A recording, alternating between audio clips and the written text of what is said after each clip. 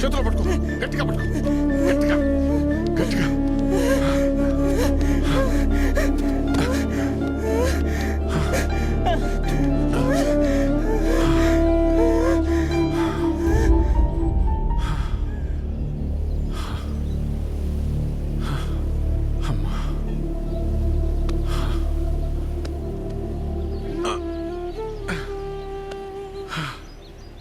ఎవరయ్యా నువ్వు? నాది ఊరు కాదా, నాకెవరూ లేరు. అమ్మాయ్యా లేదని బాధపడమాక, సరేనా? సరే. ఇగో ఆకలిస్తే ఇంటికి వచ్చి ఓ ముద్ద తినిపో. ఇగో ఇది నీ దగ్గర ఉంచుకో. లే పద, ఒక కంచు నువ్వా జాగ్రత్తగా. నేను వత్తనాలని వెనకాల జాగ్రత్తగా వెళ్ళు.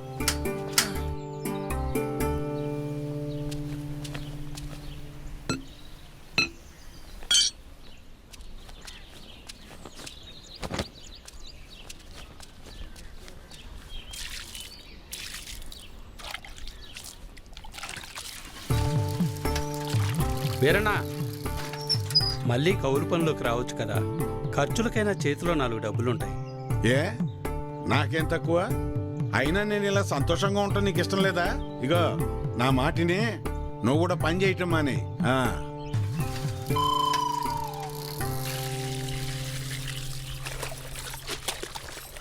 చూడమ్మా ఈ విట్టూరం, మీ మావయ్య కూరగాయలు తెస్తానని వెళ్ళి 2 గంటలైంది.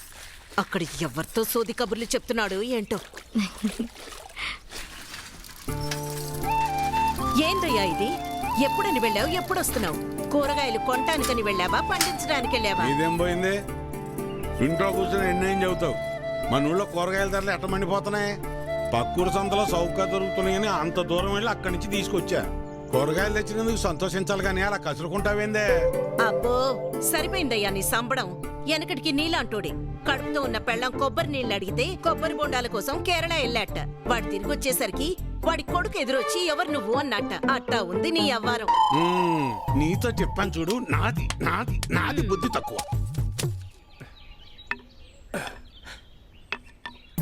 నేను వెళ్ళినా కూడా ఈ పాటికి వంట అయిపోయింది నాన్న. ఏంటో ఏందమ్మా మీ ఆయనకి మధ్య కాస్త ఎటకారం ఎక్కువైందే? ఏమ్మా బెమ్మంగా డాడీ? కమలాపురంలో ఏదో పనుందనేసి ఉదయాన్నే వెళ్లారు మామయ్య. అయ్యో మీకెన్నిసార్లు చెప్పినా అర్థం కాదా? ఇప్పుడు ఆడికి పని చేయాల్సిన అవసరం ఏమొచ్చిందంట? ఇంట్లో ప్రశాంతంగా ఉంటూ ఇష్టం లేదా ఆడికి? చాచా ఈ ఇంట్లో మీరు ఎవ్వరు నా మాట అనరు. నా మాట నీదెల్లా నా బిడ్డ ఒక్కతే. అమ్మాకి ఇష్టమైనే మీ నాన్నకు మంచి కాఫీ పెట్టి తీసుకురా అమ్మా. స్కూల్కి వెళ్ళి ఆడిస్తుంది నీ బిడ్డ వేడి వేడి కాఫీ. మీరంతా ఒక్కటేనే. మిమ్మల్ని మార్చడం మాత్రం నా వల్ల కాదు. ఎట్ట బతుకుతారో ఏంటో.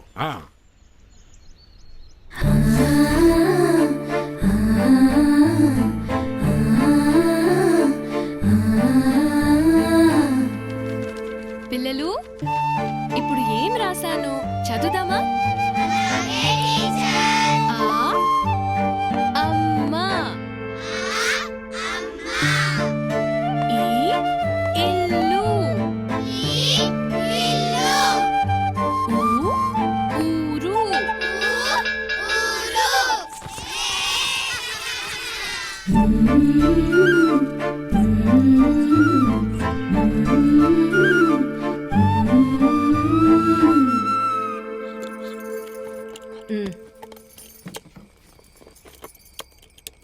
ఏం చేస్తున్నావురా? రిపేర్ నాన్న. ఎప్పుడు ఏదో ఒకటి చేస్తానే ఉంటావు. ఊరికి నా కూర్చోలేవా? ఏదోలే నాన్న, ఖాళీగానే ఉంటున్నానుగా, ఏం తోచక. ఎరా ఎక్కడికి వెళ్ళావురా? కమలాపురంలో పని దొరికితే వెళ్ళాను నాన్న. ఎందుకురా నీకు ఈ కష్టం? అయినా అంత దూరం వెళ్ళి పని చేయాల్సిన కర్మ నీకేం వచ్చిందిరా? నువ్వు ఇలాగే మాట్లాడు. అసలే మన ఊర్లో ఎవరు మనకి పని కూడా ఇవ్వడం లేదు. నువ్వు ఇలాగే ఉంటే పక్కూర్లో ఎవ్వరూ మన మొహం కూడా చూడరు. మొన్నటికి మొన్న ఆ సతీష్ గాడు ఇంట్లో తలుపులు సరిగా పట్టడం లేదని ఇంటికి పిలిచాడు. పనంతా అయిపోయాక డబ్బులు అడిగితే మీకు ఓటుకి డబ్బులు ఇచ్చిందే కాకుండా చేసిన పనికి కూడా డబ్బులు ఇవ్వాలా అని ఎగతాళి చేశాడు. అవును నాన్న, మొన్న వాడెవడో నాకు ఫోన్ చేసి పంచాయతీ ఆఫీసులో ఉద్యోగం ఉందని పిలిచాడు. అక్కడకు వెళ్ళి ఉదయం నుంచి సాయంత్రం వరకు వెయిట్ చేశాక తెలిసింది అక్కడ ఎటువంటి ఉద్యోగమూ లేదని. ఆ అంగళ్ళలో ఉన్న పోరంబోకు బ్యాచ్ వాళ్ళంతా నన్ను ఆట పట్టిస్తున్నారని. మీకు నేను చెప్పేది అదేరా, మన ప్రభుత్వాలు మన కోసం ఇన్ని ఉచిత పథకాలు ఇస్తూ ఉంటే ఇంట్లో మూసుకొని కూర్చొని ఉండటానికి మీకేంటి నొప్పి? అది మానేసి కష్టపడతాం, పని చేస్తాం అంటారు. మేము ఇలానే బతకాలని మీరు అనుకునుంటే అసలు మాకు పెళ్లిళ్ళు ఎందుకు చేశారు నాన్న? రేయ్, ఏంట్రా అంత మాట అనేసావు? లేకపోతే ఏంటమ్మా, మా బతుకులేదో మేము బతుకుదామంటే మమ్మల్ని బతకనివ్వరు. పట్నం వెళ్ళేదన్న పని చేసుకుందామంటే ఇదిగో ఈ పెద్ద మనిషి ఏమో ఊరు వదిలి వెళ్ళొద్దంటున్నాడు. ఇలా అయితే ఎలా అమ్మా? ఆఖరికి నా భార్య ఒక మోర మల్లెపూలు అడిగితే కూడా ఎవరినో అడిగి తెచ్చుకోవాలా? రే, అలా కాదురా. మీ నాన్న ఏం చెప్పినా మీ మంచి కోసమే చెప్తాడు కదా. ఈ మాటలు చెప్పే మా నోర్లు మూయిస్తున్నాడు. ఆ?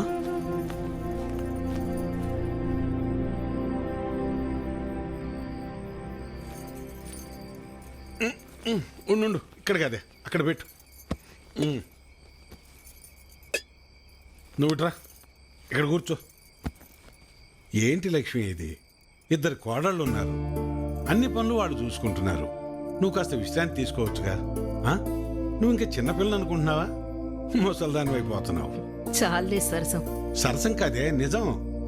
అది కాదయ్యా, మనం మన పిల్లల్ని చాలా బాధ పెడుతున్నావేమో అనిపిస్తోందయ్యా. వాళ్ళంటే చిన్నపిల్లలు, లోకం తెలీదు. పెద్దదానివి నువ్వు కూడా అలా మాట్లాడతావు? నిన్ను ఏం చేసినా వాళ్ళ మంచి కోసమేగా. కష్టపడి ఏదో సాధిద్దాం అనుకుని కష్టాలు పాలవడమే మళ్ళాంటి వాళ్ళకు ఉండే తలరాత. ఆ రాతన పిల్లలకి రాకూడదనే నా తాపన. అదే వాళ్ళు అర్థం చేసుకోవటం లేదు. మెల్లమెల్లగా అర్థం చేసుకుంటారులే. అది కాదయ్యా. నీ చెప్పేదినవే. నా కొడుకుల గురించి నాకు ఎలాంటి గుబురు లేదే. నా ఆలోచన అంతా నా బిడ్డ గురించే. తల తాకట్టు పెట్టింది సరే, మహారాజు లాంటి అడిగిచ్చి పెళ్లి చేద్దాం. చాలే సంపడం. మింగ మెతుకులేదు గాని మీసాలకి సంపెంగను అన్నాడంట. వెనకటికి నీలాంటోడు.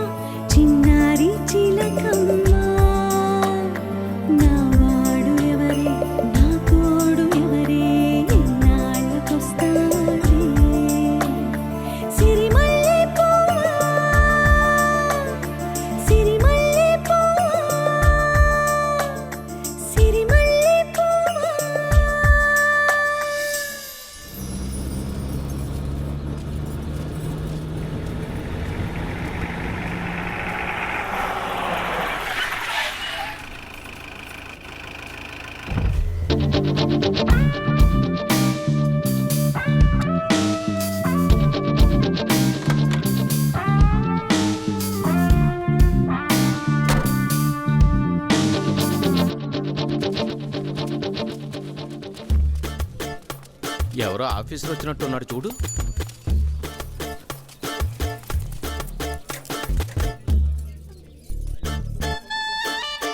ఏరా గుర్తుపట్టలేదు కదా?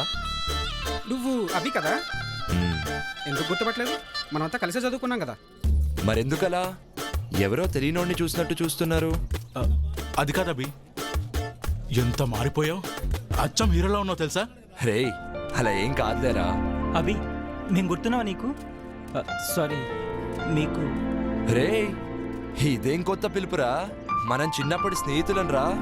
Childhood friends are the most dearest friends in every one's life. అదెలా మర్చిపోతారా? ఏంటి? అదే సారీ రా, చిన్ననాటి స్నేహితులే కదరా ఎవరికైనా బాగా క్లోజ్ ఫ్రెండ్స్.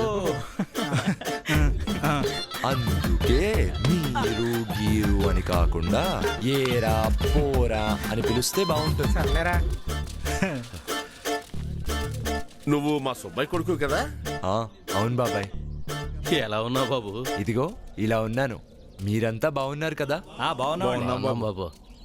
ఎంత గొప్పోడు అయ్యావయ్యా. అలా ఏం కాదు బాబాయ్. ఎవర్రా సారు? వీడు మన సుబ్బయ్య మామ కొడుకు అభినవ్. ఎవరు? ఆ వరదల్లో చనిపోయాడు ఆ సుబ్బయ్య కొడుక? ఏం తమ్ముడు బాగున్నావా? కారు బాగుంది, నేను మొన్నే కొన్నా కొత్తది. మీకేమన్నా, మీరంటే జమీందారులు, మీ వెనక మీ అల్లుడున్నాడు. సర్లేరా, తమ్ముడు ఇప్పుడే వచ్చినట్టున్నాడు. ఇంటికి వెళ్ళి రెస్ట్ తీసుకోమను. మనం తర్వాత తీరిగ్గా మాట్లాడుకుందాం. వెళ్ళొస్తాం బాబు. సరే బాబాయ్. రే రే రే రే. నేను ట్రై చేస్తాను. Please please. అలా ఇసిరేస్తావేంట్రా? మన వెనక్కి కార్ ట్రై చేయడం బాగుంది. సరేనా? సరే మామ, డోర్ లేదు వెనకాల, ఎక్కడెక్కాలి? రండ్రా. ఇలాంటి వచ్చారా? ఇదేంట్రా ఒకటే డోర్ ఉంది.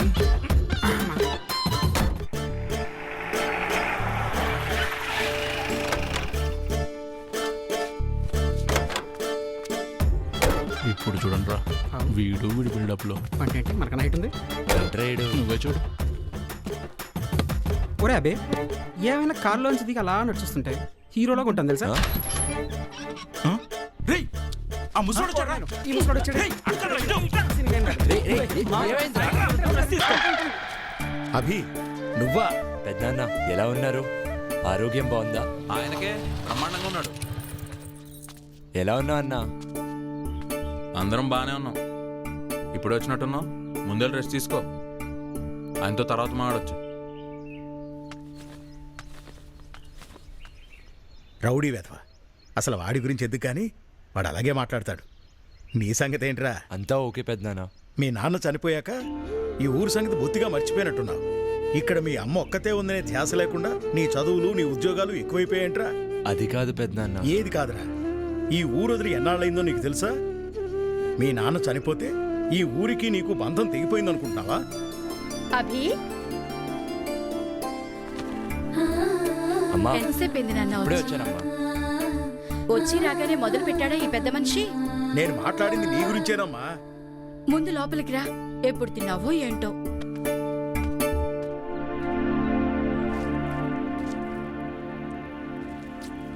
అచ్చు మీ నాన్నలాగే చేస్తున్నావురా. మీ నాన్న ఇలాగే పద్ధతిగా ఒక్కొక్క ముద్ద చేసి ఇలానే తినేవారు. నాన్న నేర్పిన అలవాటే కదమ్మా. చిన్నప్పుడు ఇలానే నాకు ముద్ద చేసి తినిపించేవారు కదూ, అదే అలవాటైపోయింది. అమ్మా నిజం చెప్పు, నీకు నా మీద కోపం లేదా? ఎందుకురా అలా అడుగుతున్నావు? అయినా నీ మీద నాకు కోపం ఎందుకుంటుంది? నాన్న చనిపోయినాక ఇంతకాలం నేను రానందుకు. ఏమో నాయనా, మీరు బాగా చదువుకున్నోళ్ళు. మీరెలా ఆలోచిస్తారో నాకేం తెలుసు? నువ్వు కూడా ఏంటమ్మా ఏదో పరాయవాడిని చేసినట్టు మాట్లాడతావు? చిన్నప్పటి నుంచి చూస్తున్నాను మనకున్న ఈ ఆర్థిక సమస్యలను. పంట పండితే బాగుంటాం, అదే పంట చేతికి రాకపోతే కుంగిపోతాం. ఇలా కాదనే కదమ్మా నాన్న నన్ను చదివించింది. కానీ 4 ఏళ్ల కింద వచ్చిన తుఫాను మన పొలాన్ని ముంచేస్తే అది తట్టుకోలేకే కదమ్మా నాన్న గుండాగిపోయింది. అదే మన దగ్గర సరిపడా డబ్బులుండుంటే నాన్న గుండె ఆగేది కాదు కదమ్మా. ధైర్యంగా ఇంకో పంట వేసుకునేవారు. నాన్నను ఎలాగో కాపాడలేకపోయాను. నిన్నైనా కాపాడుకోవాలనమ్మా. ఇన్నేళ్లు నీకు దూరంగా ఉన్నాను. ఇక ఈ దూరం చాలమ్మా. ఇప్పుడు నేను వచ్చింది కూడా నిన్ను నాతో తీసుకెళ్ళడానికే. నీకోసం అక్కడంతా రెడీ చేసి పెట్టానమ్మా. పెద్దిల్లు, పని మనిషి, చుట్టుపక్కల వాళ్ళతో ఏ సమస్య ఉండదు. నాతో వచ్చేయమ్మా, సంతోషంగా ఉందాం. అక్కడ మీ నాన్నుండడు కదరా. ఇక్కడ ప్రతి అంగుళంలో మీ నాన్న జ్ఞాపకాలే ఉన్నాయి. వాటితోనే నేను బతుకుతున్నాను. అలాంటిది ఈ ఇల్లు వదిలి నేను ఎలా వస్తానో. అలా కాదే. నాకు దూరంగా ఉన్నానని నువ్వనుకుంటున్నావేమో, కానీ నాకెప్పుడూ అలా అనిపించలేదు. అందుకే ఎక్కువగా ఆలోచించి మనసు పాడు చేసుకోకుండా తిను.